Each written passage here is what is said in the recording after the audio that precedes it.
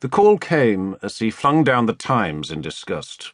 The Tories had won the Oxford by-election, albeit with a halved majority.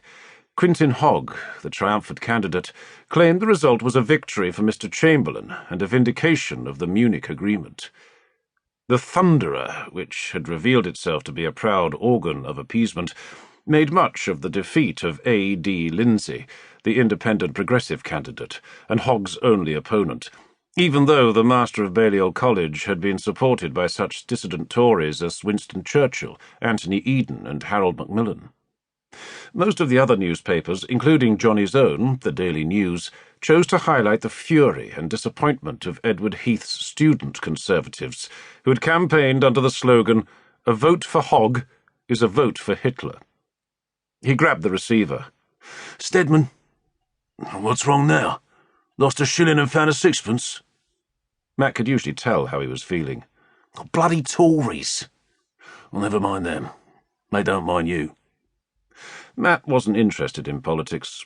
Johnny, who took every opportunity to needle high-hatted right-wingers, opened his mouth to protest, but got no further. "Get yourself over to Crutched Friars. We got another body." He took a taxi to Fenchurch Street.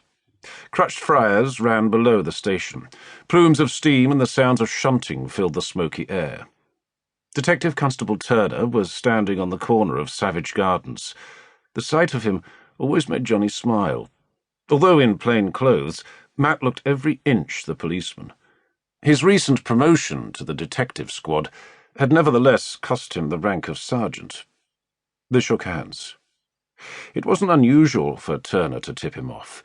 They'd known each other for a quarter of a century.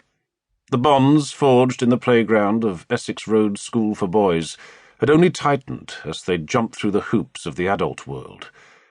They had been through a lot together, learning the hard way that it wasn't what you knew, but whom. Their careers had become almost as intertwined as their emotions. Two sets of eyes were better than one. Matt led him downhill to where a towering, uniformed cop stood guard outside the open front door of a soot-encrusted terraced house. The sentinel's disdainful glance made Johnny feel even shorter than his 5'6". His flippant, "Good morning," received only the slightest of nods. Reporters, no matter how useful they often proved, were generally looked down on. Low voices could be heard in the basement, but Matt ignored them and climbed the uncarpeted staircase to the top of the building. Johnny, somewhat out of breath, grasped the peeling balustrade. Its sea-green paint matched the greasy walls. A filthy gas cooker took up most of the tiny landing. "Too many gaspers," said Matt. The champion boxer never bought cigarettes, but was not above cadging them from others. It was brighter up here. Through the open window of the living room, Johnny could see the site of the Navy office in Seething Lane, where Samuel Pepys had worked, and, in the distance, the tower of St. Olaf's, where he had worshipped. Johnny was a dedicated diarist, too. However, Dickens was his greatest literary influence. He instantly recalled the passage in The Uncommercial Traveller, in which the author had dubbed the church St. Ghastly Grim.